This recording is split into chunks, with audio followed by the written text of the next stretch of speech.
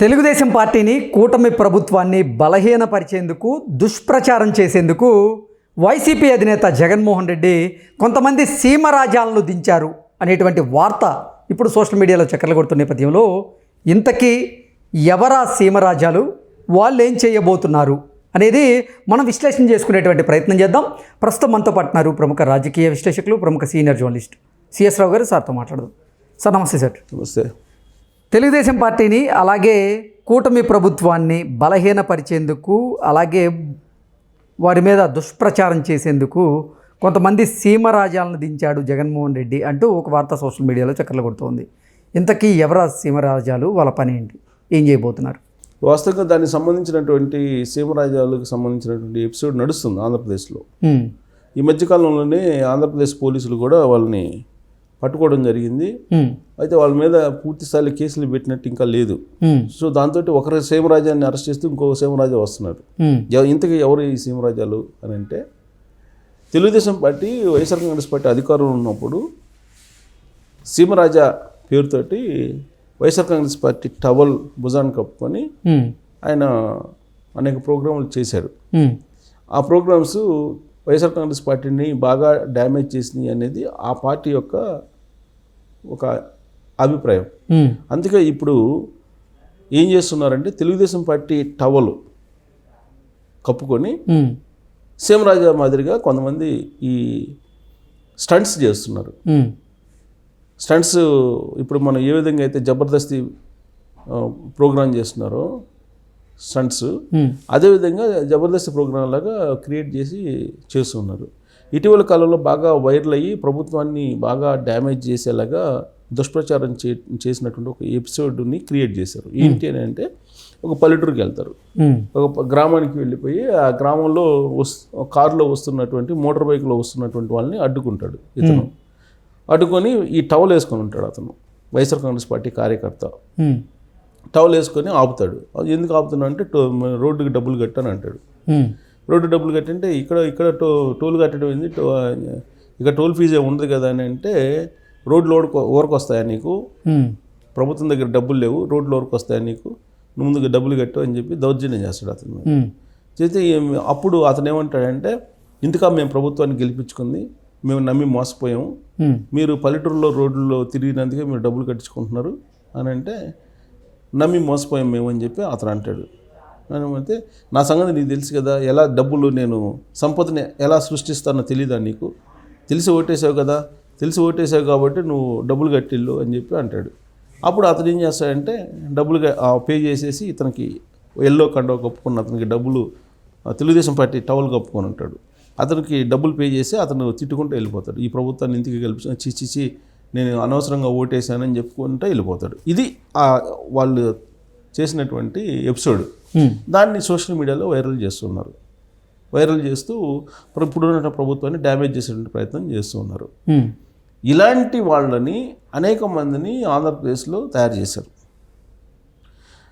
సీమరాజా ఏ విధంగా అయితే టవల్ వేసుకొని, వైఎస్ఆర్ కాంగ్రెస్ పార్టీ టవల్ వేసుకొని ఏ విధంగా అయితే ఎపిసోడ్స్ చేశారో ఆ రోజు ప్రభుత్వం మీద, అదే తరహాలో ఇప్పుడు తెలుగుదేశం పార్టీ జెండా వేసుకొని, టవల్ వేసుకొని, ఇప్పుడు అంటే ఎన్నికల సందర్భంగా కూడా వైసీపీకి సంబంధించిన కొంతమంది కార్యకర్తలు తెలుగుదేశం పార్టీకి సంబంధించినటువంటి జెండాని, ఆ టవల్ని భుజాన్ని కప్పుకొని కొన్ని వీడియోలు చేశారు కదా. అవును, చేశారు. కానీ ఇప్పుడు ప్రభుత్వం మీద వ్యతిరేకత తీసుకురావాలనేటువంటి ఉద్దేశంతో వీళ్ళు ఇప్పుడు కొంతమంది సీమరాజాలని మొత్తం రాష్ట్ర వ్యాప్తంగా కూడా దింపారు. ఓకే, ఏంటి అసలు వీళ్ళ టార్గెట్ ఏంటి? అంటే ప్రభుత్వాన్ని బదనాం చేయడమేనా? అంతే. ఇప్పుడు వాళ్ళు చేసినటువంటి ఎపిసోడ్లో నిజం ఉందా? ఇప్పుడు వాళ్ళు ఇప్పుడు పల్లెటూరులో, గ్రామాల్లో ఉండేటువంటి రోడ్లకి ఎక్కడైనా సరే టోల్లు వసూలు చేస్తున్నారా? ఈ మధ్యకాలంలో పల్లెటూరులో కూడా టోల్ ఫీజులు వసూలు చేస్తున్నారు చంద్రబాబు నాయుడు గారు ప్రభుత్వం, కూటమి ప్రభుత్వం అని చెప్పి ప్రచారం చేశారు కదా సోషల్ మీడియాలో బాగా. ఈ ఎపిసోడే కాదు, ఈ ఎపిసోడ్ని బేస్ చేసుకుని ప్రచారం కూడా చేశారు. చంద్రబాబు నాయుడు గారు నేను సంపద సృష్టిస్తానని చెప్పి అంటున్నాడు కదా. ఏ విధంగా సృష్టిస్తాడంటే, ఇదిగో ఇలా పల్లెటూరులో రోడ్లలో కూడా నీకు టోల్లో వసూలు చేసేసి సృష్టిస్తాడు అని చెప్పి చెబుతున్నారు. దానికి ఎందుకు తయారు చేశారు ఈ ఎపిసోడ్ అంటే, ఈ మధ్యకాలంలో కొన్ని రహదారుల మీద టోల్ ఫ్రీ వసూలు చేయాలని చెప్పేసి కేంద్ర ప్రభుత్వం నిర్ణయం తీసుకుంది, రాష్ట్ర ప్రభుత్వం కూడా కొన్ని నిర్ణయం తీసుకుంది. రాష్ట్ర ప్రభుత్వ రోడ్ల మీద ఎలాగో నేషనల్ హైవేల మీద ఎలాగో టోల్ ఫీజులు వసూలు చేస్తున్నారు.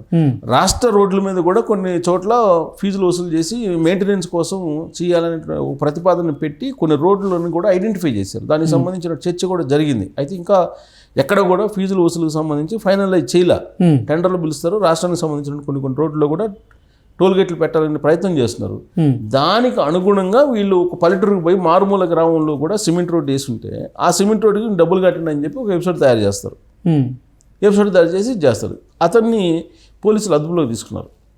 పోలీసులు అదుపులో తీసుకుంటే వాళ్ళు చేసే క్వశ్చన్ ఏంటి, మీరు అప్పట్లో వైఎస్ఆర్ కాంగ్రెస్ పార్టీ టవల్ వేసుకొని మీరు ప్రచారం చేశారు కదా, ఇప్పుడు తెలుగుదేశం పార్టీ జెండా వేసుకొని ప్రచారం చేస్తే మీరు ఎలా అరెస్ట్ చేస్తారనేది అంబటి రాంబాబు గారు ఈ మధ్యకాలంలో ప్రశ్నించినటువంటి అంశం.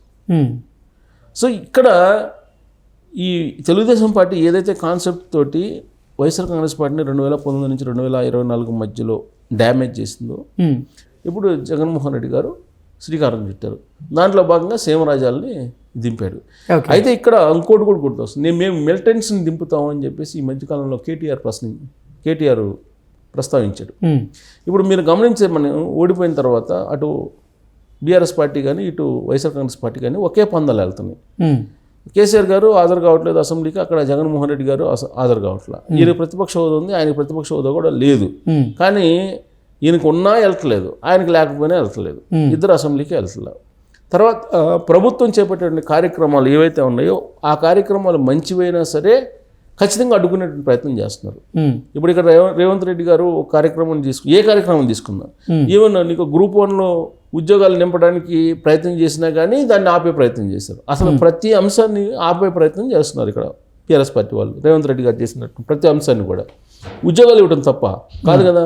ఉద్యోగాలు ఇస్తానంటే దానికి ఏదో లింక్ పెట్టేసి కోర్టులో వేయటం, తర్వాత దాన్ని పోస్ట్పోన్ చేయించడం, ఇలాంటివన్నీ చేశారు. తర్వాత నీకు ఫార్మాసిటీ పెడతాను అని అంటే, లేదంటే ఇండస్ట్రీస్ పెట్టడానికి భూములు సేకరిస్తానంటే దానికి అడ్డుకుంటున్నారు. అంటే ఏది చేసినా కానీ దానికి అడ్డుకున్నారు. తెలంగాణ తల్లి దానికి ఇంకొక రకంగా భాష్యం చెప్తున్నారు. అలానే సేమ్ అక్కడ జగన్మోహన్ రెడ్డి గారు కూడా చంద్రబాబు నాయుడు గారు ప్రమాణ స్వీకారం చేసిన తర్వాత ఢిల్లీ వెళ్ళి రాష్ట్రపతి పాలన పెట్టాలని చెప్పి డిమాండ్ చేశారు. అంటే ప్రతి అంశాన్ని కూడా వీళ్ళు వ్యతిరేకిస్తున్నారు. సోషల్ మీడియా వేదికగా చేసుకుని బ్యాడ్ ప్రాపగండా చేస్తూ ఉన్నారు రాష్ట్ర ప్రభుత్వాల మీద. సో వీళ్ళిద్దరూ ఒకేలాగా వ్యవహరిస్తున్నారు. ఇప్పుడు మిలిటెంట్ని దింపుతామని చెప్పి కేటీఆర్ గారు అన్నారు. ఇప్పుడు ఆల్రెడీ అక్కడ సీమరాజ్యాల రూపంలో ఆల్రెడీ మిలిటెంట్ని దింపారు. సో రేపు రాబోయే రోజుల్లో కేటీఆర్ గారు కూడా అలాంటి ప్రయత్నం ఇక్కడ చేసేటువంటి అవకాశం లేకపోలేదు. సో ఇవన్నీ చూస్తుంటే కనుక ఇప్పుడు ప్రభుత్వాలని ఏదో రకంగా కట్టడి చేయాలి అనేటువంటి ప్రయత్నం జగన్మోహన్ రెడ్డి గారు చేస్తున్నారు, లేదా కేటీఆర్ గారు కూడా చేస్తున్నారు. ఒకటేంటంటే ప్రభుత్వానికి కొంత పీరియడ్ ఇవ్వాలి కదా, అసలు వాళ్ళు ఏం చేస్తారో చూడాలి కదా. వాళ్ళు ఏం చేస్తారని చూడకుండానే ప్రజల్లో వ్యతిరేకత వచ్చిందని చెప్పి జగన్మోహన్ రెడ్డి గారు భావించి ఆయనే ఇలాంటి దుష్ప్రచారం చేస్తూ ఉంటే కనుక ప్రజలు ఆయన్ని చిత్కరించుకున్నారు. ఆల్రెడీ ఇప్పటికే 11 స్థానాలకు పరిమితం చేశారు. ఇప్పుడు అసలు ఈయన చేస్తున్నది కరెక్టా అంటే, ఇప్పుడు మారుమూల గ్రామాలకు వెళ్ళి అక్కడ రోడ్లలో ఫీజులు వసూలు చేస్తున్నారని ప్రచారం చేస్తున్నారంటే అది నిజం కాదు కదా. నిజం కాని దాన్ని నిజం అని చెప్పే ప్రయత్నం ఏదైతే ఉందో అది బూమరంగ్ అయ్యే అవకాశం ఉంది. Okay sir, thank you so much. Thank you.